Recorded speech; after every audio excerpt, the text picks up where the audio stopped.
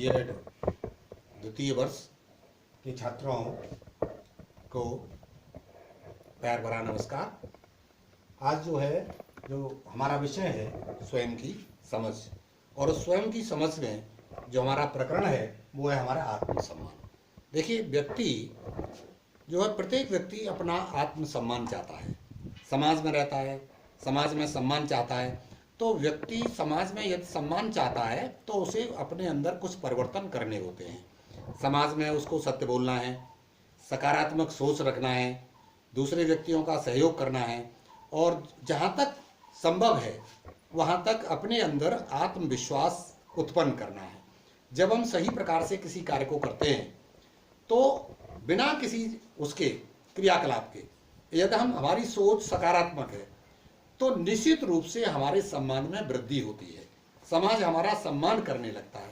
लेकिन इसके लिए सबसे पहली जो आवश्यकता है वो आवश्यकता ये है कि हम अपने स्वयं का सम्मान करें। यदि हम स्वयं अपना सम्मान करते हैं, हमारे जो आत्म की आवाज़ है उसको मानते हैं।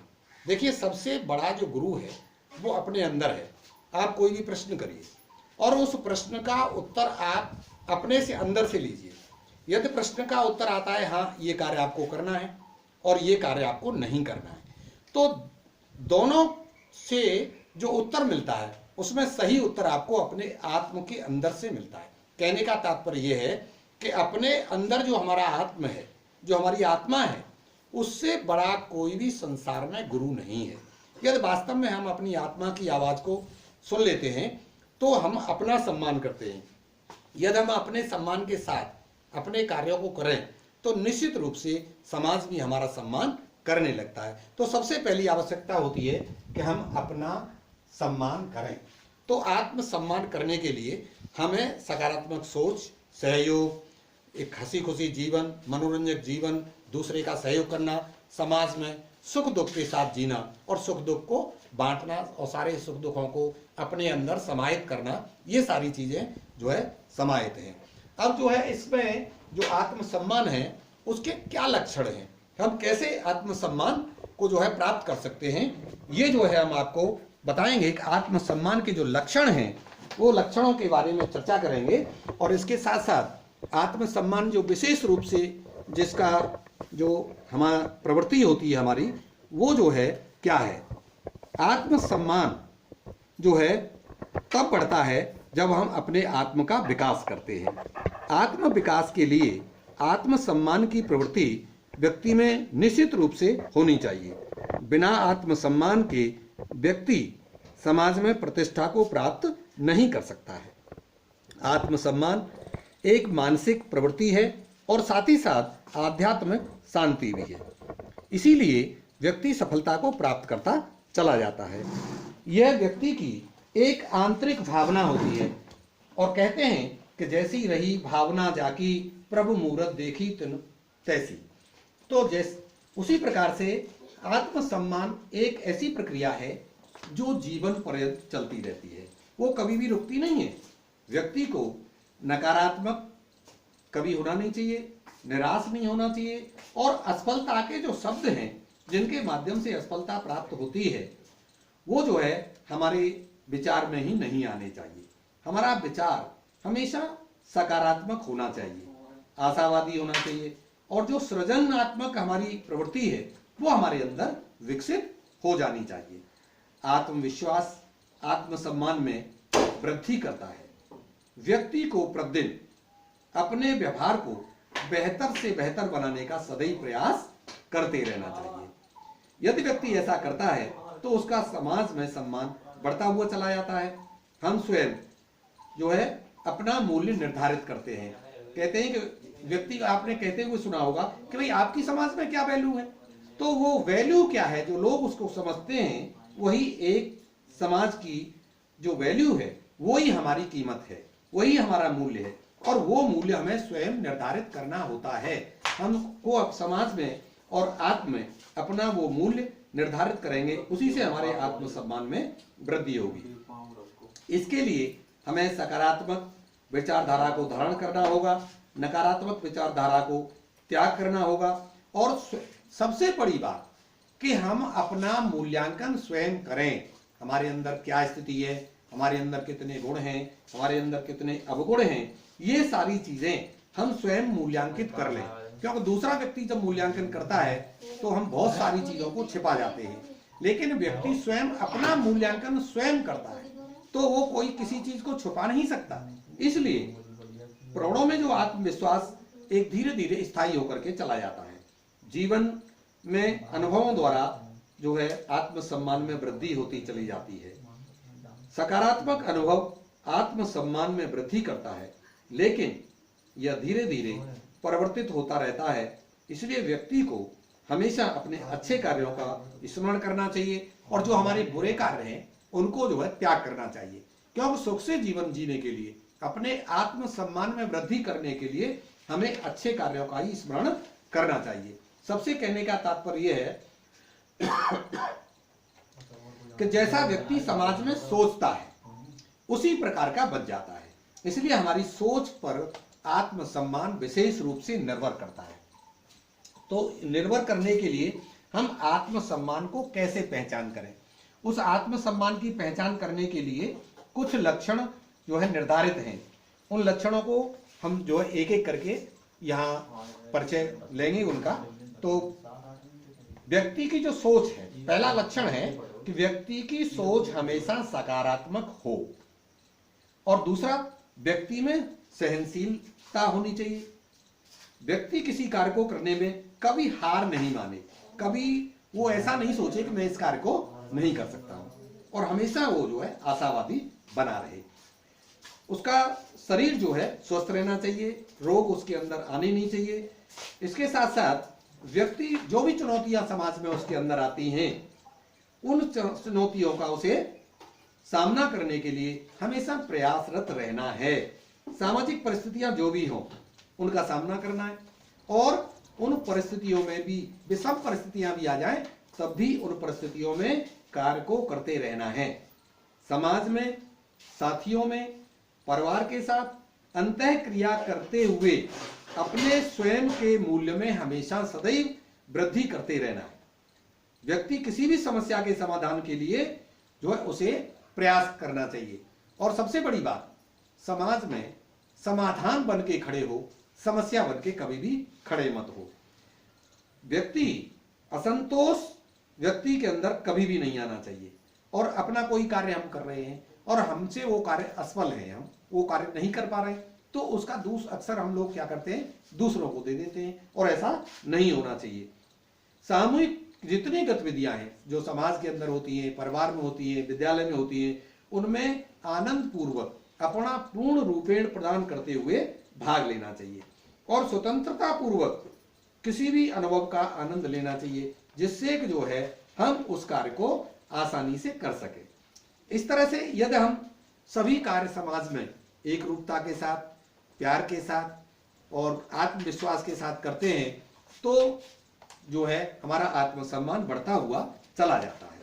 अब जो है इस विकास में बहुत सारी प्रवृत्तियां ऐसी हैं जो हमारे आत्मसम्मान में वृद्धि करती हैं। तो हमारा जो तीसरा बिंदु है कि आत्मसम्मान का हम विकास कैसे करें, आत्मसम्मान में किस प्रकार से वृद्धि करें, इसके लिए जो है बालक बचपन से ही अपने आत्मसम्मान का विकास करने लगता है। बच्चों का लालन पालन अभिभावकों को अच्छी प्रकार वो प्यार दुलार के साथ करना चाहिए। उन्हें अच्छा खाना खिलाना चाहिए, अच्छे कपड़े पहनाना चाहिए। लेकिन बच्चों की जो जिद हो और वो अच्छे कार्य के लिए नहीं कर रहे हैं तो वो उसकी पूरी नहीं करनी चाहिए। बच्चों को अच्छा खाना खिलाइए, अच्छा अध्ययन कराइए, लेकिन बच्चों के जो अवगुण हैं उनसे उनको दूर रखिए। जब बालक अपने निर्णय सकारात्मक सोच के साथ स्वयं लेने लगे तो समझ लीजिए कि उसका आत्मसम्मान तेजी से विकसित हो रहा है। ऐसे में बालक दूसरों पर निर्भर नहीं रहता, वह अपने कार्य स्वयं करने लगता है। और जब बालक अपने स्वयं कार्य करने लगता है तो उसका आत्मसम्मान बढ़ता हुआ चला जाता है और उसका आत्म निर्माण हो जाता चला जाता है।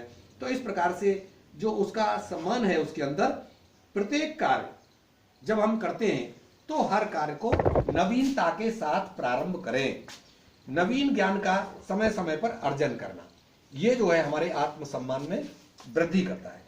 अपने कार्यों के प्रति जागरूक रहना है, सकारात्मक सोच को बढ़ाना है, और जो सकारात्मक सोच के कार्य हैं उनमें हमेशा रुचियों को वृद्धि करनी है। स्वयं के मूल्य में हमेशा वृद्धि करनी है, कभी भी अपना मूल्य कम नहीं आंकना है। अपने जीवन के लक्ष्य को निर्धारित करिए, बिना लक्ष्य का जीवन जो है बेकार है। अपनी योग्यता और क्षमता में हम दक्षता में वृद्धि करनी है, और सकारात्मक साथ की जो सोच है उसके साथ ही जीवन जीना है। और जो भी कार्य हम समाज में करते हैं उन कार्यों से ही हमें अनुभव लेकर के आगे बढ़ना है। अपने विचारों को, अपनी भावनाओं को कभी भी जो है नकारात्मक नहीं होने देना है। और व्यक्ति जो भी कार्य कर रहा है उस पूरी उत्तरदायित्व के साथ उस कार्य को करे, और लक्ष्य की प्राप्ति तक उस कार्य में अपना पूर्ण योगदान करे। जो व्यवहार है उसका, समाज में जो व्यवहार है वो भी उसका सौम्य होना चाहिए, और हमेशा आत्मसम्मान में वृद्धि करता रहे। दूसरे लोगों में अपने विश्वास को जमाए कि जो भी वो कार्य करे कुछ सत्यता पर आधारित हो।